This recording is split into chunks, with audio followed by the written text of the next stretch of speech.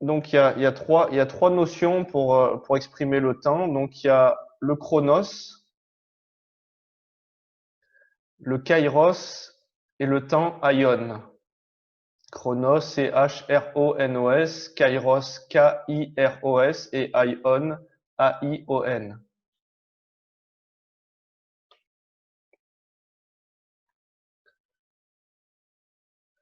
Donc ce qu'il faut savoir, c'est que à la chute, la création, elle a été déchue.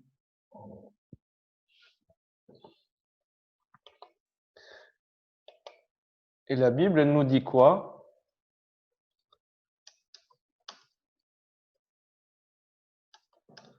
Elle nous dit que la création a été soumise à la vanité dans Romains 8, verset 20, car la création a été soumise à la vanité non de son gré, mais à cause de celui qui l'y a soumise. Donc la création, tout ce que Dieu a créé, puisqu'il était créateur, la création a été soumise à la vanité. La création a été pervertie. La création a manqué le but du plan initial de Dieu. La création a été déchue de son plan originel. Et donc, ce qu'il faut savoir, c'est que le temps, notre manière de concevoir le temps, dans la pensée occidentale, on le voit comme quelque chose de linéaire. Et en fait, le temps qu'on a ici, avec un passé, un présent et un futur, eh ben, c'est l'éternité déchue.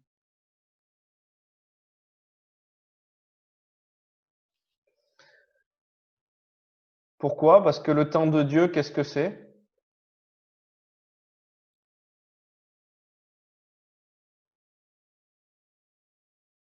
Eh ben, Dieu, il est l'éternel des armées. Le temps de Dieu, c'est l'éternité. Je vous citerai des passages. D'ailleurs, il dit qu'il a il a gravé dans le cœur de l'homme la pensée d'éternité. Et donc, qu'est-ce qui s'est passé à travers l'œuvre de la croix? Ben, Jésus, il est venu racheter la création. Il est venu amener une conquête sur le temps.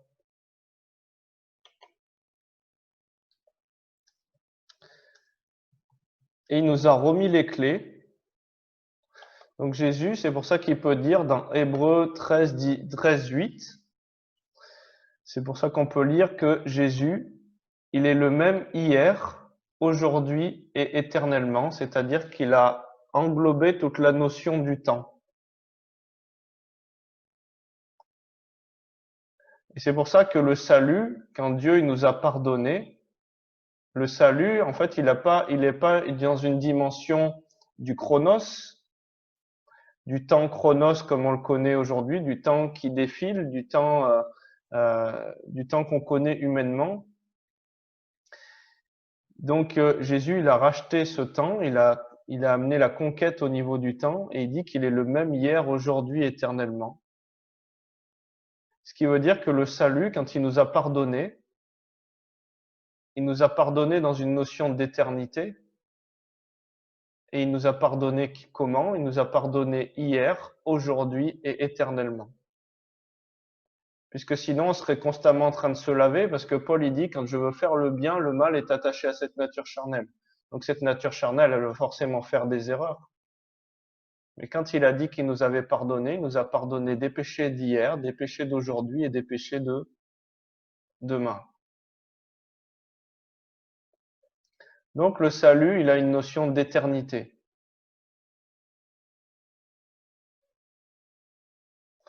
Et d'abord, il créa d'abord quoi? Il créa le ciel et ensuite la terre. Dans son principe créateur, la première chose a une autorité sur la seconde. Ce qu'il faut savoir, c'est que nos choix, avant de s'imprimer dans la matière, ils viennent déjà d'où nos choix? Ils viennent déjà d'une réalité céleste. C'est pour ça que Dieu l'a préconnu, il a prédestiné d'avance, il connaît déjà les choses parce que dans l'éternité, il les a connues. Et notre oui et notre amen de ce qu'on va vivre aujourd'hui, de ce qu'on vit aujourd'hui, en fait, on l'a déjà acté, on l'a déjà décidé dans une notion d'éternité avant de le matérialiser dans la matière.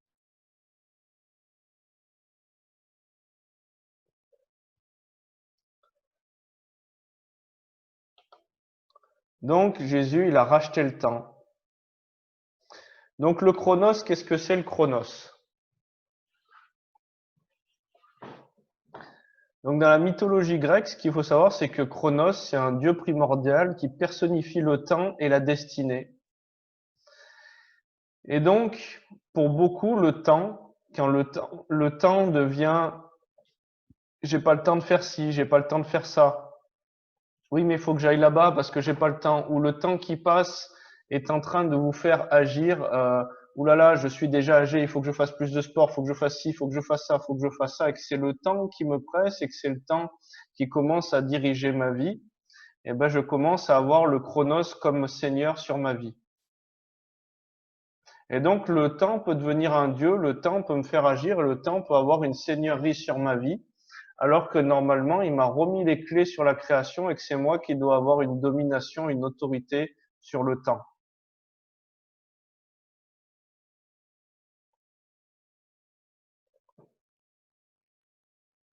Je vais développer, hein, pour le moment, ça vous semble peut-être un peu flou encore. Donc, le chronos, il désigne le temps qui se déroule avec les années, elles se succèdent inexorablement, qu'il soit long ou court, il se présente toujours comme un temps linéaire, si vous voulez une définition.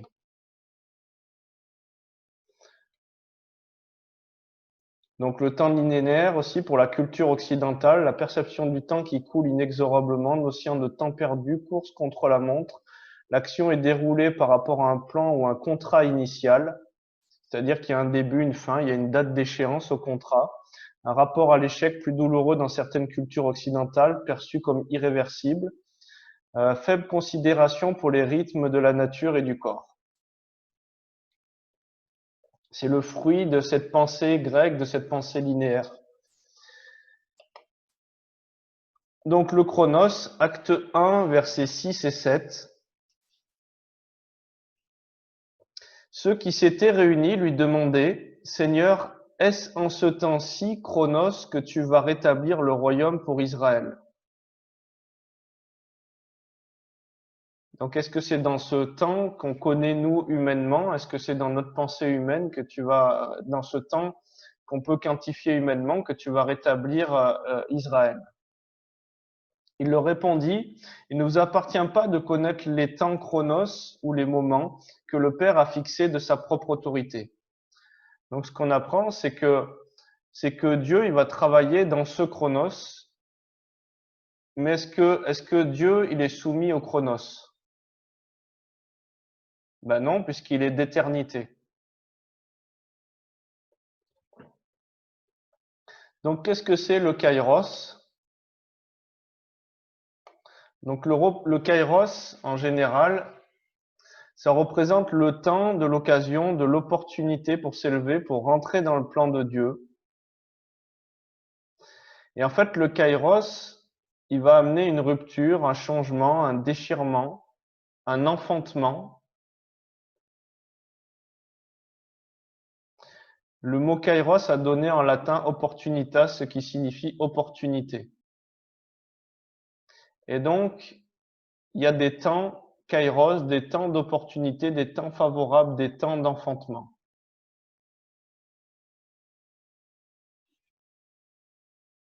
Il y a des temps où l'éternité envahit le chronos.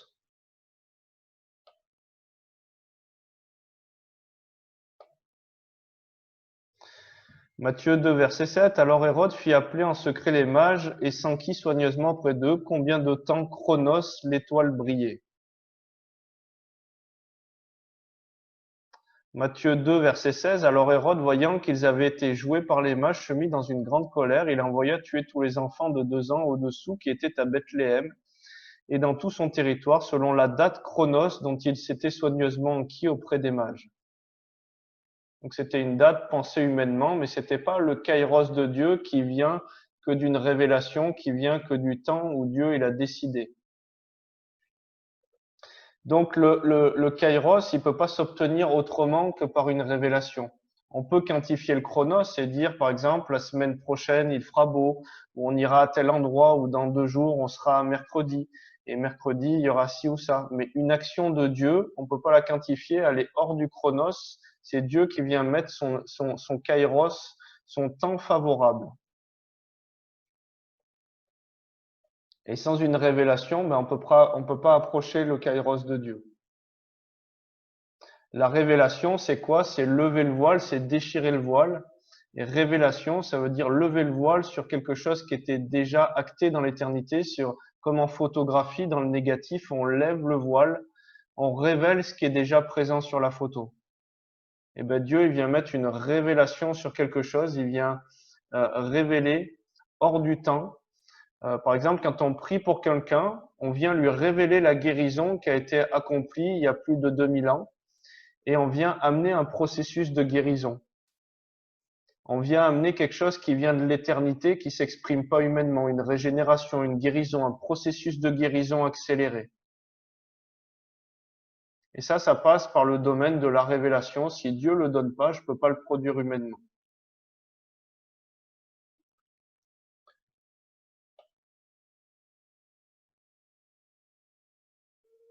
Donc le kairos, ça désigne le temps favorable pour agir, pour entreprendre une action, pour entreprendre une œuvre.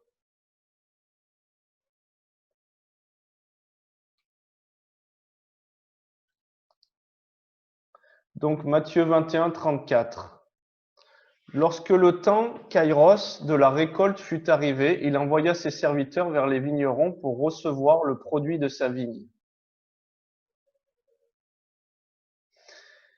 Le kairos, ça représente aussi une époque décisive et c'est souvent quelque chose qui est ouvert comme un espace-temps et qui est limité dans le temps. C'est-à-dire que c'est comme un portail des cieux qui est ouvert. Et si je rentre pas dans le kairos, dans l'instant où Dieu le dit, ben je peux passer à côté du temps favorable pour Dieu.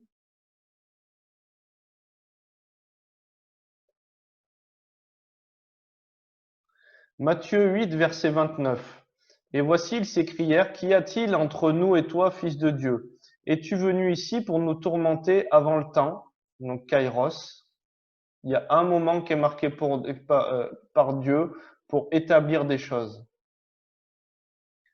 Et vous le voyez, tout dans le principe, dans la nature, vous plantez une graine, et ben il y a un temps d'établissement dans ces choses. Maintenant, ce qu'on peut voir avec les mouvements de Facebook ou quoi, c'est que dès que les personnes elles prêchent dans les rues ou qu'elles font un petit peu de buzz ou quoi, parce qu'elles ont osé prêcher dans le métro ou quoi, tout de suite elles sont évangélistes, pasteurs ou apôtres. Et en fait, c'est un petit peu, les temps de Dieu, les établissements, le temps de rentrer dans le mandat de Dieu, les choses sont plus trop établies et maintenant tout est un peu dans le n'importe quoi. Et pourtant, quand on voit dans la nature qui nous révèle le cœur de Dieu, on plante une graine, la graine elle va pousser. Il y a des intempéries qui sont là, la pluie, le temps, les saisons pour enraciner cette plante, le vent qui va solidifier la tige. Et au moment, au temps favorable de Dieu, où Dieu va dire que cet arbre il est assez grand, assez robuste, il va commencer à y avoir du fruit et normalement il doit aller de gloire en gloire, c'est-à-dire il va porter de plus en plus de fruits et des meilleurs tout au long de sa vie. J'ai entendu un jour quelqu'un qui disait il faut quelques semaines pour faire un gland et des années pour faire un arbre. Et ben c'est un petit peu des fois ce dans quoi on rentre quand on veut précipiter les choses et finalement le fondement il n'y est pas là, il est bancal, on est rentré avant le temps kairos, avant le temps opportun de Dieu.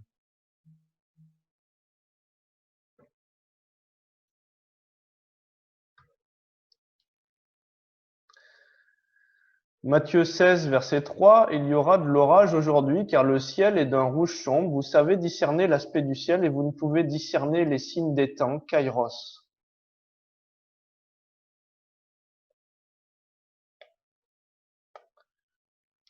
Matthieu 11, verset 25, en ce temps kairos là, Jésus prit la parole et dit, je te loue, Père, Seigneur du ciel et de la terre, de ce que tu as caché ces choses aux sages et aux intelligents et que tu les as révélées aux enfants.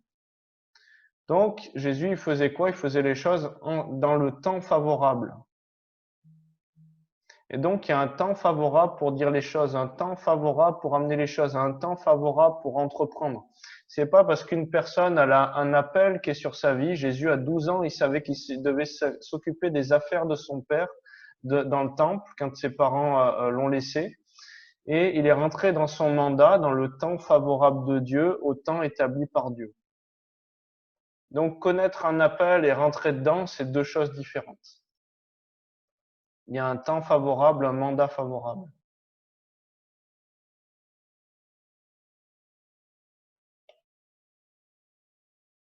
Et ce qu'on peut faire finalement, à vouloir mettre trop d'engrais sur une plante pour la faire pousser plus vite, il n'y a personne qui va sauter des classes dans le royaume de Dieu. C'est-à-dire qu'on avance étape par étape dans ce que Dieu veut nous donner. Mais autant on ne peut pas accélérer le processus qui est préparé d'avance par Dieu, que autant on peut le retarder. Donc c'est pour ça que c'est ni par force ni par puissance, mais c'est seulement par l'Esprit de Dieu et en obéissant à Dieu, il va nous élever d'étape en étape, de palier en palier, de talent en talent.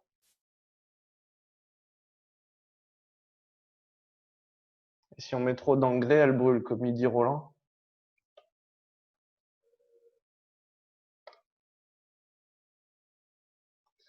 Matthieu 12, 1, en ce temps, donc Jésus, en ce temps Kairos, là, Jésus traversa les champs de blé un jour de sabbat. Ses disciples qui avaient faim se mirent à arracher des épis à manger. Vous savez, quand il est venu choquer le système religieux, c'était encore en ce temps Kairos, un temps favorable. Et des fois, nous, on veut aller choquer ou confronter tel ou tel système religieux ou telle manière de faire religieuse, et c'est pas le temps Kairos de Dieu de faire ces choses-là.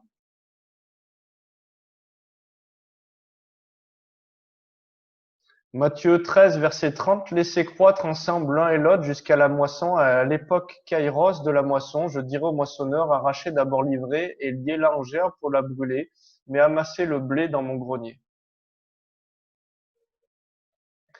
Marc 11, verset 13, apercevant de loin un figuier qui avait des feuilles, il alla voir s'il trouvait quelque chose et s'en étant approché. Il ne trouva que des feuilles car ce n'était pas la saison Kairos des figues. C'était pas le temps opportun où l'arbre devait porter du fruit.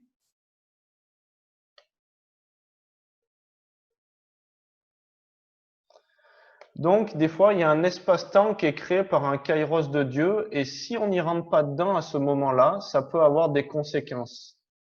Par exemple, j'ai quelqu'un que je connais, Dieu lui avait dit de témoigner à une personne, et il le voyait assez régulièrement. Il a dit, oh, je le ferai peut-être demain, là aujourd'hui, j'ai pas le goût ou ça.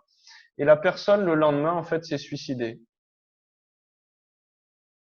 Et donc, des fois, le fait de ne pas rentrer dans le kairos de Dieu qui est là pour un temps, pour un moment, pour une saison, en fait, ça a des conséquences qui sont irréversibles. Et ce qui va être perdu dans le chronos, bah, c'est perdu dans le chronos. Puisque le chronos, lui, il avance tant qu'on est là dans la matière. Et donc, il y a des temps opportuns pour rentrer dans quelque chose, il y a des temps opportuns pour rentrer dans une destinée. Et ça va être aussi après notre obéissance à devoir obéir aux choses, à rentrer dans les choses. Il y a un temps, je vais vous citer après le passage, dans Ecclésiaste, il y a un temps pour toute chose sous le soleil.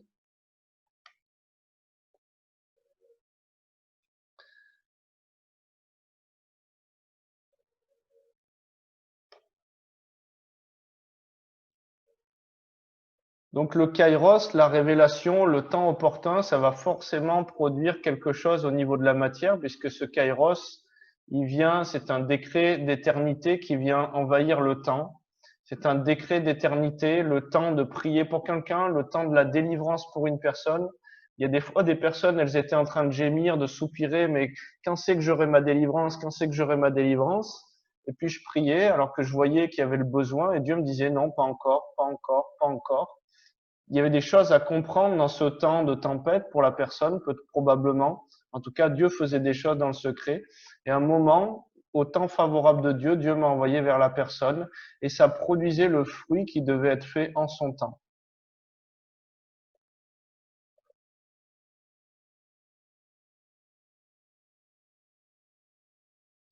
Donc, avant le temps, c'est plus le temps. Il y avait, je sais plus, on m'avait raconté une histoire aussi, je crois que c'est Branham. Bon, après, il est parti un petit peu en vrille mais apparemment, il y avait vraiment des choses impressionnantes qui se passaient dans le prophétique. Et du coup, euh, un ami à moi me disait un jour, il sort d'une église et puis il y a un mec en furie qui arrive vers lui pour le massacrer, un gros colosse. Et puis tout le monde est parti autour de lui, tous les chrétiens sont partis, et puis lui est resté là stoïque. Et en fait, il regardait, et puis à un moment, ça y est, il s'est décalé, et l'homme qui arrivait vers lui, il s'est écroulé complètement. Et les autres lui ont demandé, mais qu'est-ce qui s'est passé? Puis l'autre est parti, je crois, en délivrance, et lui dit, ben en fait, j'ai fait un songe, et j'ai vu dans le songe que je regardais dans le reflet que je regardais une voiture. En fait, la voiture passait, et la voiture était rouge. Et en fait, comme il avait vu au loin, à travers le pare-brise d'une autre voiture, une voiture passer, il n'était pas sûr qu'elle soit rouge, et il attendait de la voir. Et quand il a vu qu'elle était rouge, il s'est enlevé, et ça a été le temps favorable, le temps opportun de Dieu pour pas qu'il se fasse agresser, quoi. Et donc, des fois, il y a un temps, des fois, il y a une saison, des fois, Dieu nous dit, attends un peu, libère ça à tel moment, fais ça à tel temps. Et quand on loupe des saisons, bah, il y a des saisons qui sont loupées. Est-ce que Dieu pourra adapter ses plans toujours au mieux avec ce qui reste? Bien sûr que Dieu, il est toujours en train de réaligner le GPS quand on s'est trompé d'itinéraire et quand on n'est pas rentré dans l'œuvre prévue d'avance pour notre vie à tel moment. Mais ça peut avoir des conséquences. Il y a eu des personnes, par exemple, euh, euh, la femme était blessée, ils étaient en colère avec le mari ou quoi, et plusieurs personnes, et même eux, avaient reçu la vision d'avoir des enfants. Mais comme ils étaient brouillés, qu'ils n'avaient pas de rapport l'un et l'autre et qu'ils ne voulaient pas se réconcilier, eh ben, ils sont passés à travers la saison d'enfantement, et la personne a été ménopausée. Et après, ça a été fini le temps. Il y a un temps aussi pour le corps pour pouvoir enfanter. Quand on loupe la saison, ben, on peut aussi louper la saison. C'est pour ça qu'il y a des temps et que Dieu connaît les temps, les saisons et les rythmes, et c'est plus à propos de l'homme qui décide s'il est Seigneur, c'est à propos de Dieu quand il ouvre un espace-temps et qu'il faut rentrer dans cet espace-temps. Si je loupe une saison de récolte, si par exemple pour ceux qui ont connu un peu l'agriculture, vous loupez une saison de récolte, et ben toute l'année de la saison de récolte, vous êtes à perte et l'année est fichue. Donc il y a un temps pour semer, un temps pour récolter, un temps pour moissonner.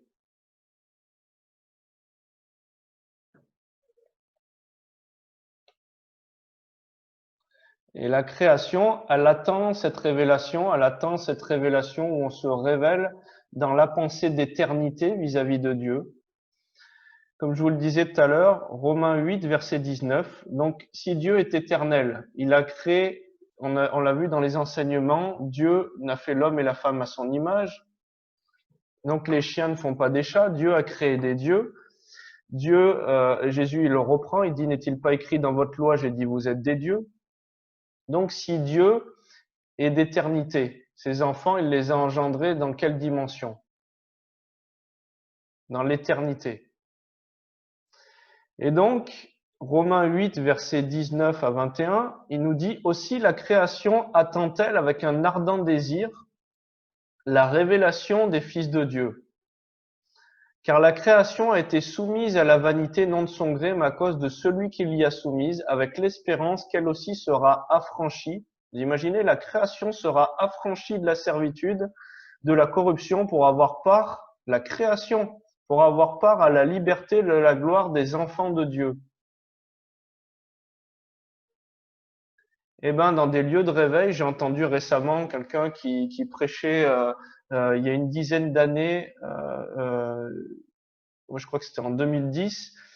Il prêchait à, je sais plus comment ça s'appelle, à Saint-Laurent-du-Pont, avec Patrick Chambron. Bon, bref. En fait, LL Ministries, voilà. Et il prêchait là-bas, c'était quelqu'un qui était invité, et puis lui, en fait, dans son ministère, il a fait tous les lieux de réveil un peu partout dans le monde.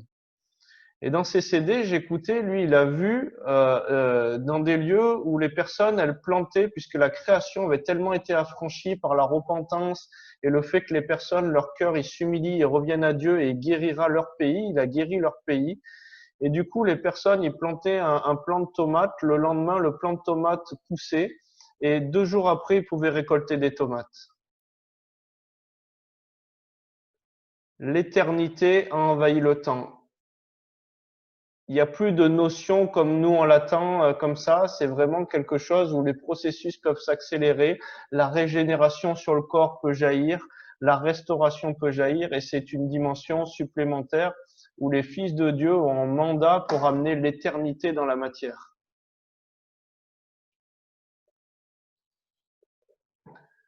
Ça va?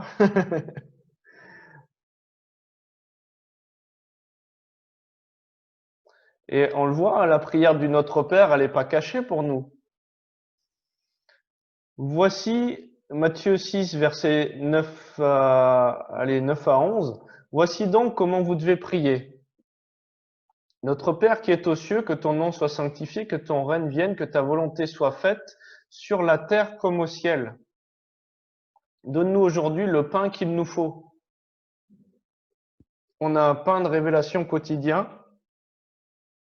et on peut amener, Jésus, il n'a pas fait de prière vaine, vous êtes d'accord? Et il a prié quoi? Il a dit que ton règne vienne sur la terre comme au ciel. Est-ce que vous pensez que la conquête de Dieu peut envahir l'Adam, c'est-à-dire la guérison, la restauration, le salut peut envahir l'Adam et l'Adama, d'où est tiré l'Adam?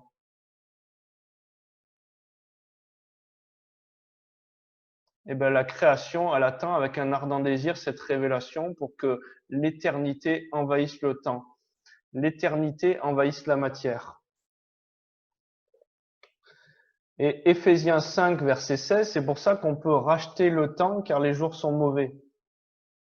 Le mot exagorazo, ça veut dire racheter par un paiement d'un prix, soustraire au pouvoir d'un autre, payer une rançon. Le temps a été racheté, il a été soustrait au pouvoir de l'ennemi auquel il a été affranchi. Et quand on va commencer à racheter le temps, à comprendre la restauration du temps, moi je pense qu'il va y avoir des percées tellement glorieuses à ce niveau-là. Donc c'est aussi racheter, s'accaparer, accaparer pour son propre usage. Mettre à profit le temps.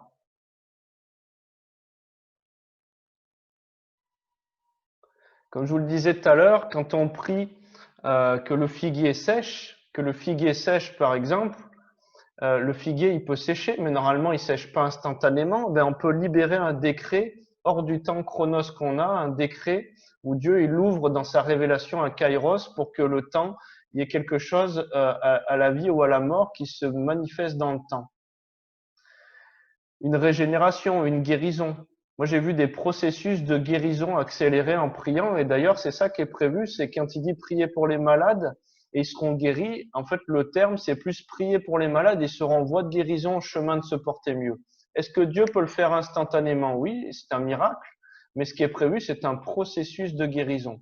J'ai déjà vu des gens guérir de cancer après la prière progressivement, ou ressentir tout le processus et le mécanisme de la douleur de quand ils se sont fait mal, mais à l'inverse pour vivre la restauration et le vivre en accéléré.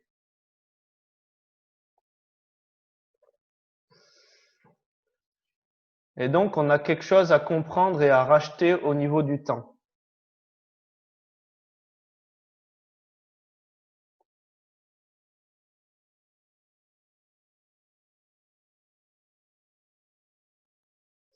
Psaume 103, verset 4. C'est lui qui délivre ta vie de la fosse, qui te couronne de bonté et de miséricorde. C'est lui qui rassasie de bien ta vieillesse, qui te fait rajeunir comme l'aigle. Est-ce que vous pensez Est-ce que vous pensez qu'avec le Seigneur, on peut vivre un processus de rajeunissement, on peut vivre un processus d'éternité? Est-ce que vous pensez que Jésus, il peut remonter le temps en nous, il peut être le même hier, aujourd'hui, éternellement?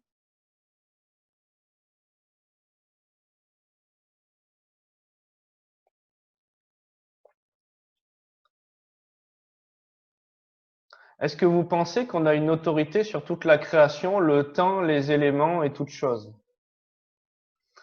Josué 10, versets 12 et 13.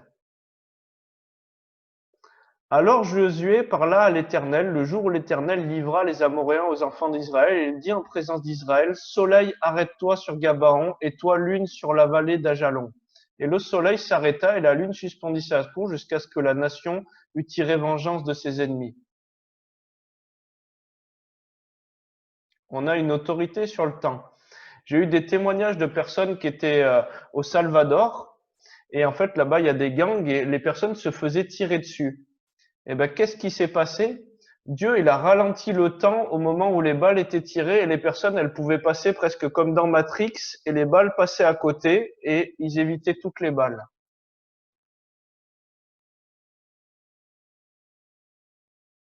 Mais le problème, c'est que là, Dieu le faisait à un moment donné, mais plus on va conscientiser ces choses, plus on va les comprendre, plus on va comprendre notre sphère d'autorité, puisqu'on est transformé à l'image de ce qu'on contemple. Plus on va commencer à contempler toute l'autorité qu'on a, ben, qu'est-ce qui va se véhiculer? Toute l'autorité qu'on a sur les éléments et la création.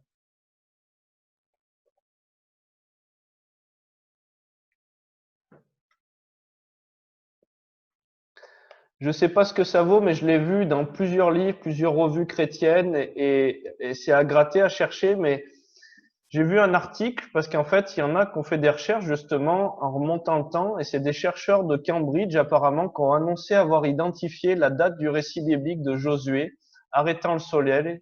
Ce qu'ils disent, Ce qu'ils disent, c'est la date la plus ancienne d'une éclipse jamais déterminée. Elle aurait eu donc lieu le 30 octobre de l'an 1207 avant l'ère commune, il y a exactement 3224 ans.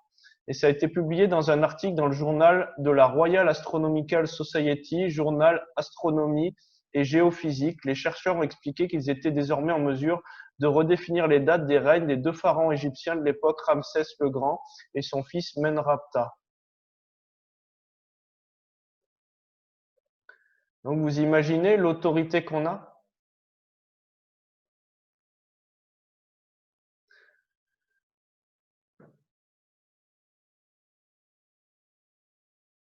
Bien sûr qu'il faut quand même avoir reçu en esprit, mais des fois, même les choses, elles deviennent tellement une révélation, c'est-à-dire que ça peut être un réma permanent. Que vous savez, que vous savez, que vous savez que quand vous allez ordonner les choses vont se produire. À des moments, Dieu me dit prophétise. Et j'ai dit, mais Seigneur, tu me dis rien à prophétiser. Et il me dit, mais ça y est, tu es dans la maturité, tu connais mon cœur, déclare les choses depuis le trône de ma grâce, depuis la vérité que tu connais de moi. Et les choses arrivaient à l'existence.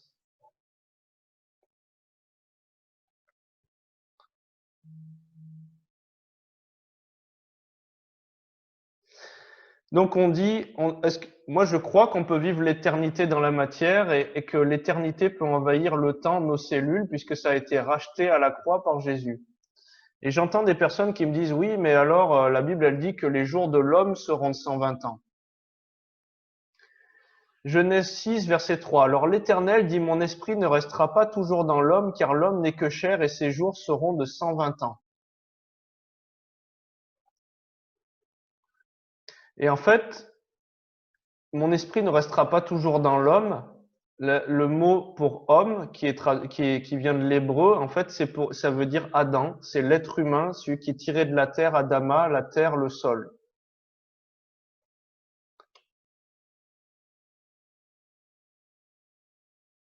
Et maintenant, je vais vous dire autre chose.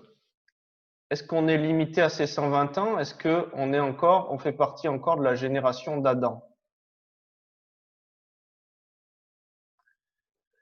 1 Corinthiens 15, versets 44 à 48. Il est semé corps animal, il ressuscite corps spirituel. S'il y a un corps animal, il y a aussi un corps spirituel. C'est pourquoi il est écrit, le premier Adam devint une âme vivante, le dernier Adam, donc ça veut dire que c'est le dernier, est devenu un esprit vivifiant.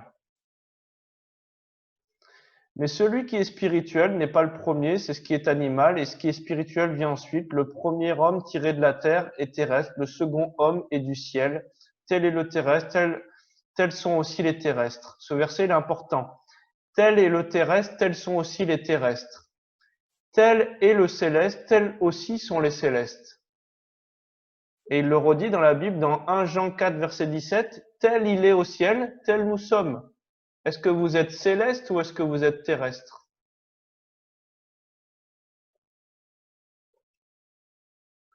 Tel il est, tel nous sommes aussi dans ce monde.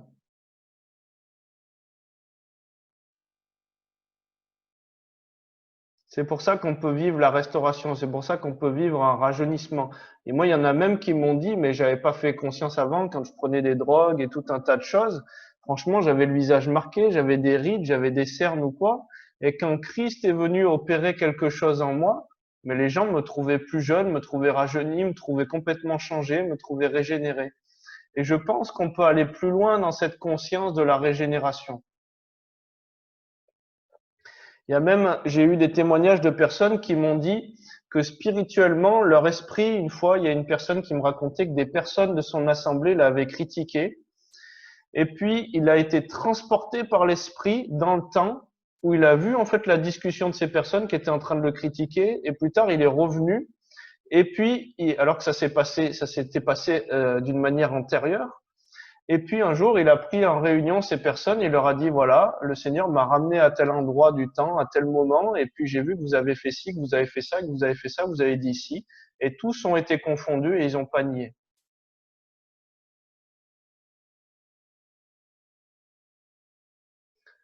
Le Seigneur, il peut nous amener dans une dimension qui dépasse nos raisonnements, qui dépasse notre humanité. Un miracle, quelque chose qui est amputé, qui repousse, un mort qui ressuscite, c'est une folie pour notre humanité. Donc, comme je vous disais tout à l'heure, un temps pour toute chose sous le soleil, Ecclésiaste 3, versets 1 à 11. Il y a un temps pour tout, un temps pour toute chose sous les cieux, un temps pour naître, un temps pour mourir, un temps pour planter, un temps pour arracher ce qui a été planté, un temps pour tuer, un temps pour guérir, un temps pour abattre, un temps pour bâtir, un temps pour pleurer, un temps pour rire, un temps pour se lamenter, un temps pour danser, un temps pour lancer des pierres, un temps pour ramasser des pierres, un temps pour embrasser, un temps pour s'éloigner des embrassements, un temps pour chercher, un temps pour perdre, un temps pour garder, un temps pour jeter, un temps pour déchirer, un temps pour coudre, un temps pour se taire, un temps pour parler, un temps pour aimer, un temps pour haïr, un temps pour la guerre, un temps pour la paix. Quel avantage celui qui travaille retire-t-il de sa peine? J'ai vu à quelle occupation Dieu soumet les fils de l'homme. Il fait toutes choses bonnes en son temps, même il a mis dans leur cœur la pensée de l'éternité, bien que l'homme ne puisse pas saisir l'œuvre que Dieu fait du commencement jusqu'à la fin. L'homme ici, c'est l'Adam. Nous, pour nous qui sommes spirituels, il dit qu'il n'y a rien de caché qui doit nous être révélé.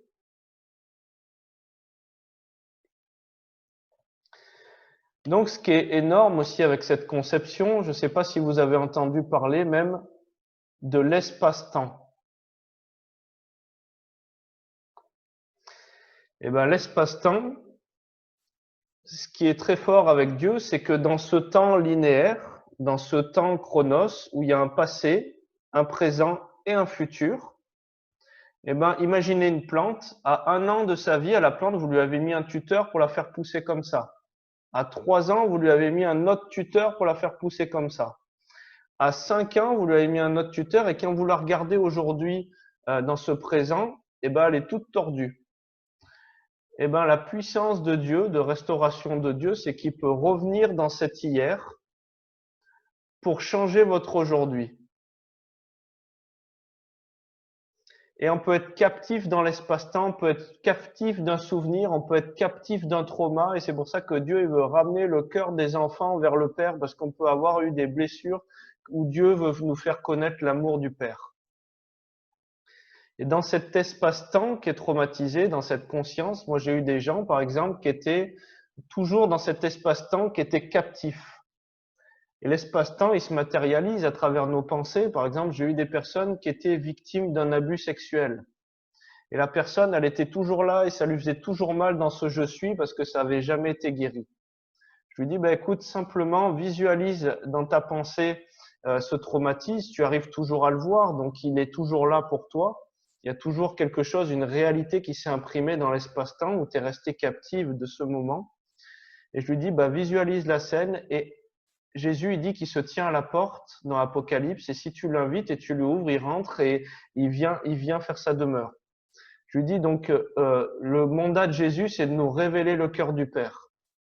J'ai dit simplement, ouvre la porte à Jésus dans cette situation de trauma et laisse-le faire ce qu'il a à faire.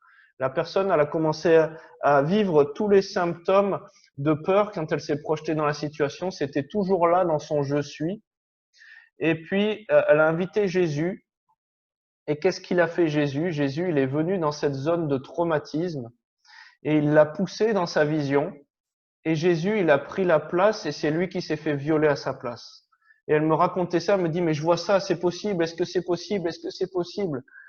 Je lui dis, est-ce que Jésus, il n'a pas porté sur lui tous les fardeaux? Est-ce qu'il n'a pas porté sur lui tous les péchés, tous les problèmes passés, présents et futurs? Est-ce que tu acceptes que ce soit ta réalité, non plus celle que tu as vue, mais que Jésus revienne dans le temps pour imposer sa vérité à cette situation? Elle a connu la vérité de Christ dans cette situation, la vie de Christ dans cette situation. Elle a été guérie complètement du traumatisme du viol dans ses membres, dans son corps, et elle a pu connaître réellement la personne avec laquelle elle était.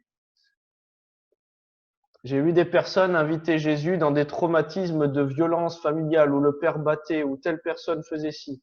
Et simplement dans cette captivité dans l'espace-temps, eh ben, on invitait Jésus et Jésus faisait son œuvre.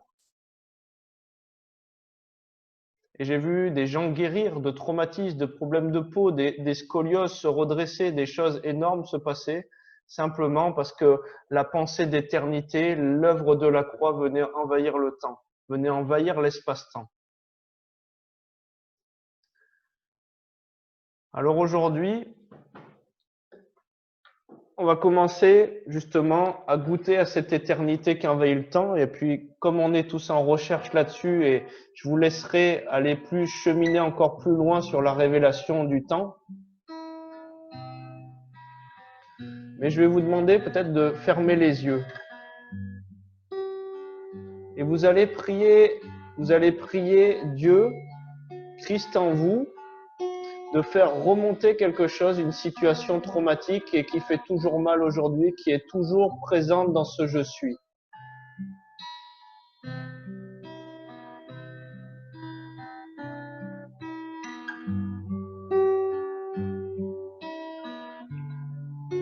Et même si ça fait mal un petit temps de revoir cette situation, comme quand on cautérise une plaie, eh ben, avant qu'elle cicatrise et que ce soit pour la vie, des fois, il y a une petite souffrance aussi. Mais Dieu, il nous rejoint dans cette souffrance. Le fruit, c'est qu'elle a été complètement libérée. J'en ai vu et je pourrais vous en citer plein des témoignages comme ça. Alors Seigneur, on te prie de nous faire remonter une situation qui est venue comme nous bloquer dans l'espace-temps comme un traumatisme. Et soyez spontanés, ne cherchez pas à vouloir vous imposer à Dieu qu'est-ce que vous voulez traiter, puisque des fois, il y a eu plein de nœuds avant et nous, on voudrait dénouer celui qu'on voit en apparence, mais en fait, il y a plein de nœuds à dénouer avant et c'est Dieu qui sait comment démêler la pelote de laine. Et vous, comme des petits enfants, ce qui vient spontanément, vous cherchez pas à l'analyser, vous cherchez pas à y mettre votre patte, vous juste vous invitez Jésus à venir dans cette situation. Et peu importe comment il se révèle, dans son corps glorifié, les disciples ne l'ont pas reconnu. Que ce soit Dieu comme la lumière du monde, que ce soit Jésus comme un homme, que ce soit le lion de la tribu de Juda. Simplement invitez Jésus, ouvrez-lui la porte et laissez-le faire ce qu'il a à faire dans cette situation.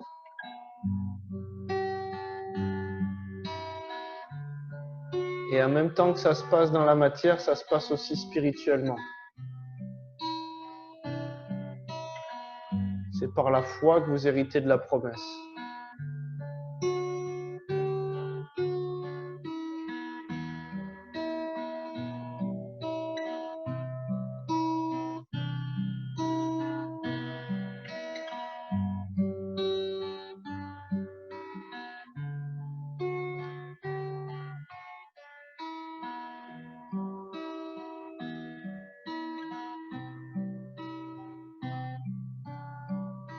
Et juste pour la petite question, les jours de l'homme seront de 120 ans et que Christ est le dernier Adam, il y a eu des personnes qui ont vécu plus de 120 ans après. Si vous regardez un petit peu, vous faites des recherches.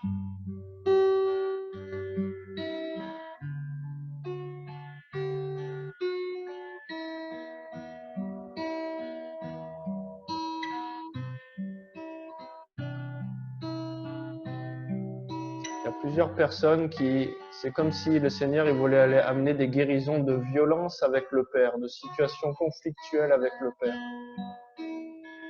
Simplement, si ça monte en vous, invitez Jésus.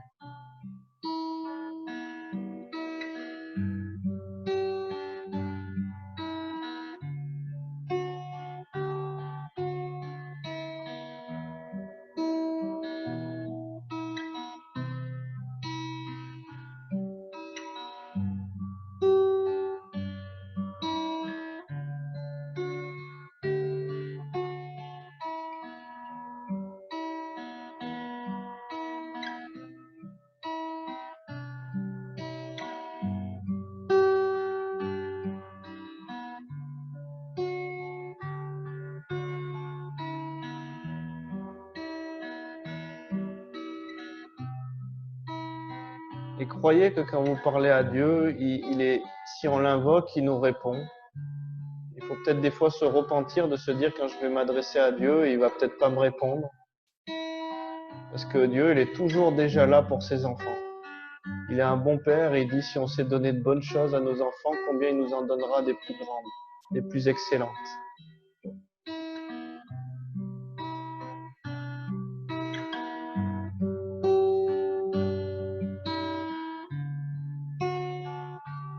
Laissez Jésus vous guérir et peut-être que dans cette captivité, vous pouvez aussi interagir, parler avec lui, demandez-lui de vous révéler les choses.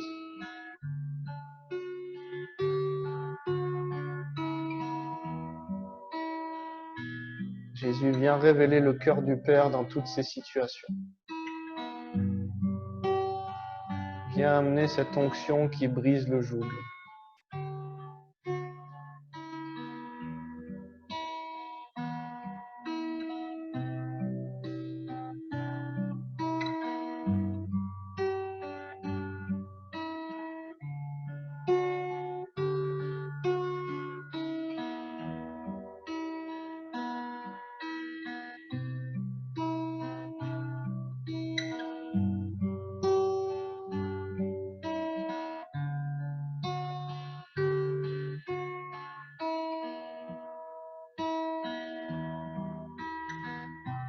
C'est pareil, les viols, les abus.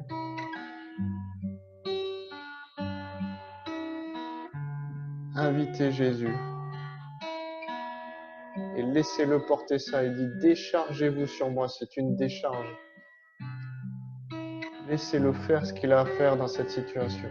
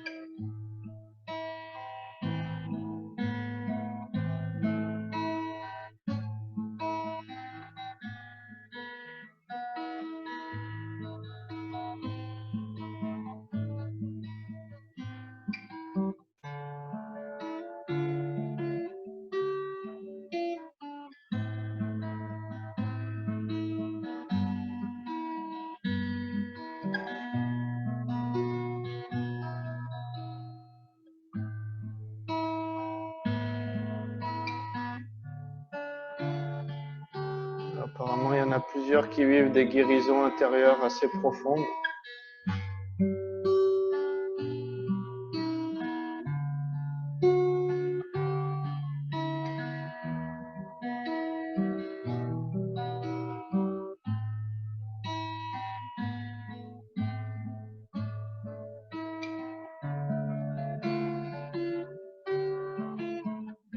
Laissez-le venir dans des blessures même aussi insignifiantes pour vous montrer.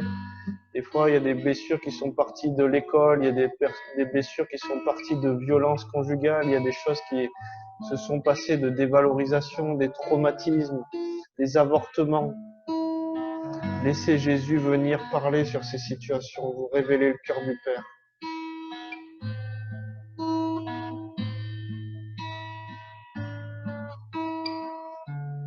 Des situations de maladie chronique, des situations de faiblesse. Laissez Dieu vous parler.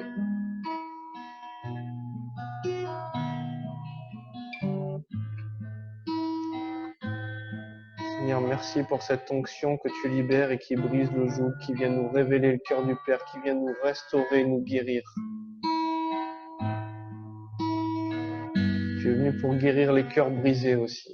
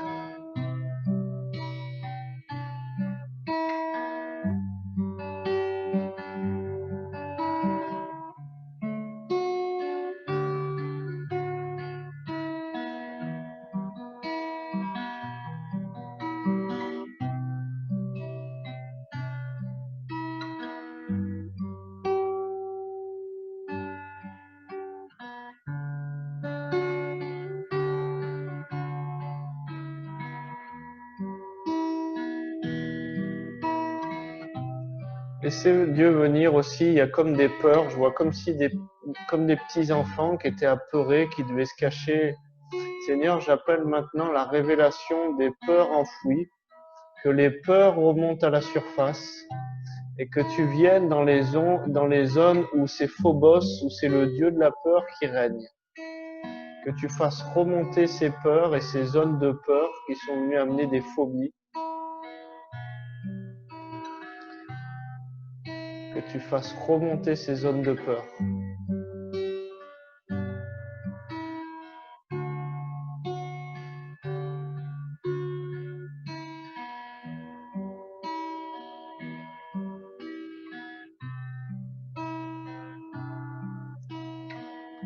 Jésus, viens dans tous ces lieux de captivité.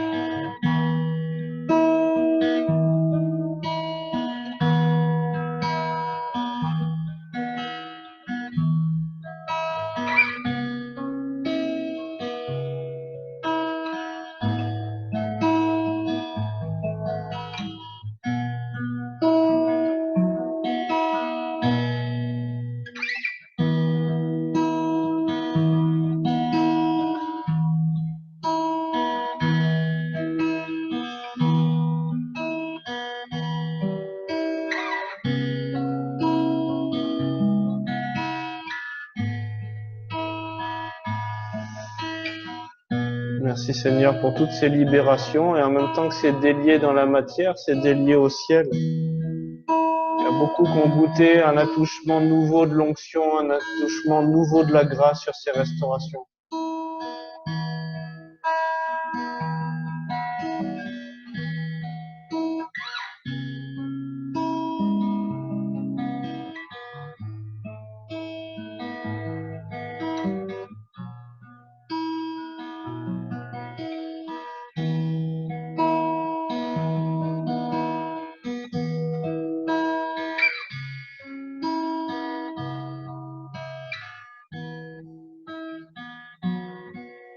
Amen. Jésus a pris notre honte. N'hésitez pas, hein, si vous avez des témoignages de ce que Dieu fait en vous, si bien sûr vous voulez partager, que c'est pas trop intime. Hein.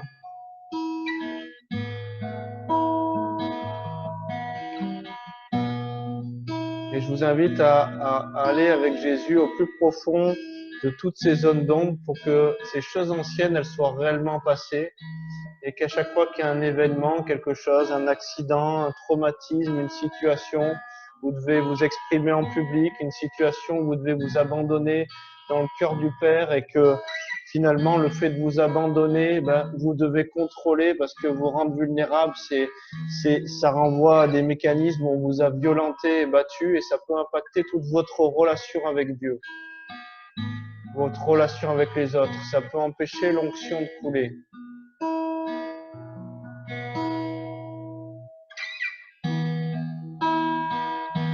Amen. Merci Seigneur pour les restaurations. Vous allez voir comment ça va changer votre vie. Il est venu libérer les captifs.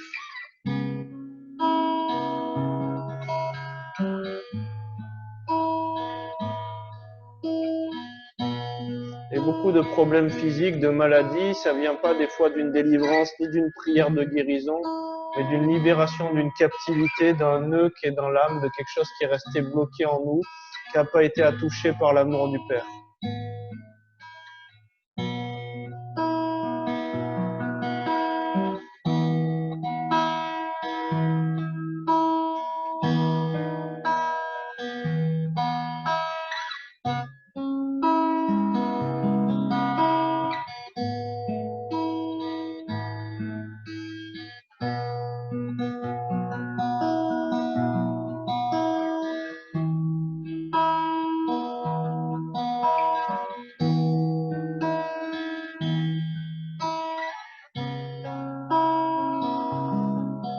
Et le nombre de fois que vous avez besoin de venir, si c'est 7 fois, 77 fois, que le nombre de fois que vous avez besoin de vous laver dans sa présence et qu'il a besoin de vous protéger d'un événement traumatique, d'une agression, laissez-le venir le nombre de fois qu'il a besoin pour établir sa restauration, sa consolation.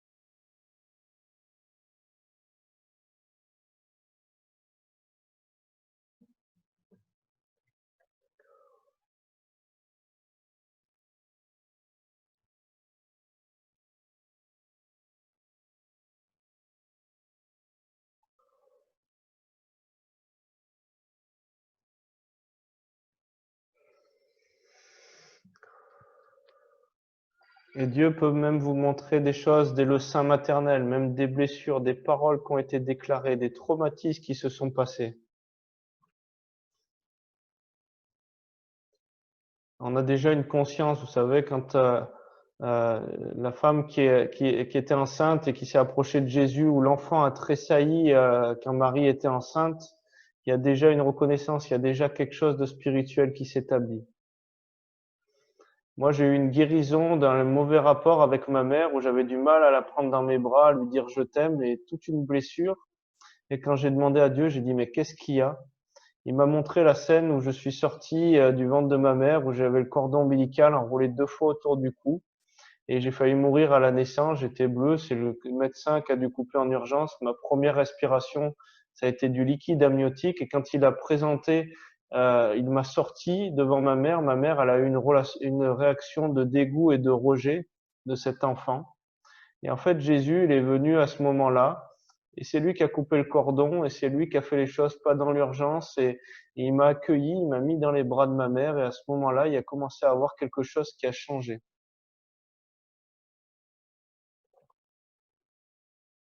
Et donc, laissez Jésus venir au plus profond de ses blessures et vous avez un accès permanent au trône de la grâce et euh, vous ne l'épuiserez jamais. Il est tellement content de vous prendre dans ses bras d'amour et de vous montrer combien il vous a tant aimé.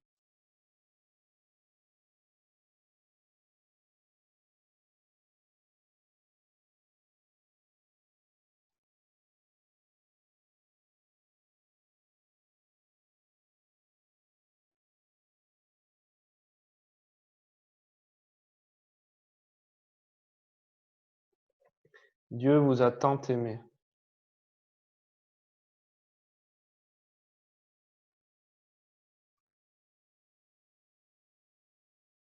Voilà, mais les témoignages, ils parlent, hein. Amen, amen.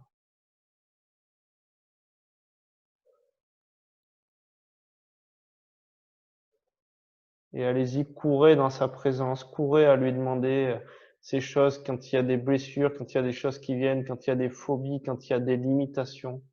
Demandez à Dieu, demandez à Dieu, révèle-moi, qu'est-ce que tu veux traiter, qu'est-ce que tu veux faire monter.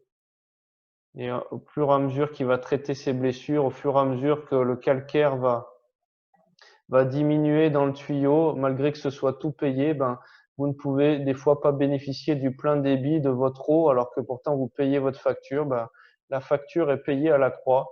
Et des fois, il reste des bouchons, des encrassements, des choses qui a ramené à la connaissance de la vérité de Dieu, qui empêchent cette source de jaillir de votre sein. Donc voilà, j'espère que l'enseignement vous a pas trop percuté. Je sais que c'est un peu révolutionnaire sur le temps et l'éternité qui envahit le temps et la matière. Si vous avez des témoignages, de ce que Dieu a fait, que c'est pas trop douloureux, mais des fois, même des fois, quand c'est un peu dur, bah, des fois d'en parler. Moi, je sais que j'ai été touché en plein cœur par des personnes qui ont vécu des témoignages vraiment très très violents, et je me suis dit, waouh, ils en parlent, et au moment où ils en parlaient, ça m'a amené aussi des restaurations. Et donc, sentez-vous libre, il n'y a pas d'obligation, mais je vais partager sur Opsland. Et puis, si vous avez à cœur de témoigner, de dire ce que ça vous a apporté, ce que vous avez compris. En tout cas, voilà, si vous voulez vous inscrire aussi pour la formation en janvier l'année prochaine, vous m'envoyez un mail, vous regardez sur le site de Opsland. Si vous avez à cœur de soutenir le ministère, vous avez tout ce qu'il faut sur le mail qui a été envoyé, voilà. Donc, je vous bénis. Bientôt, normalement, il devait intervenir ce soir-là, mais il a eu un empêchement de dernière minute. Mais bientôt, on aura Don Cripe aussi qui interviendra à l'Assemblée en ligne. Et puis, quand les choses se libéreront un petit peu avec toute cette agitation de coronavirus et tout ça, il interviendra aussi d'une manière physique, sûrement dans le sud. Voilà. Donc, en tout cas, bénédiction à tous et que l'éternité envahisse notre humanité, que la grâce de Dieu surabonde et qu'on vive la restauration, la régénération et des choses folles. Des choses folles. Des choses folles, mais dans sa grâce.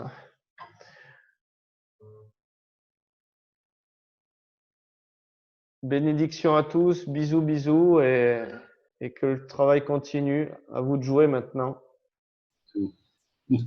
Bisous, bisous, merci Cyril. Bye bye, bye C'était bye. très fort. Ciao, ciao. Super. Merci. Ciao, ciao. Super.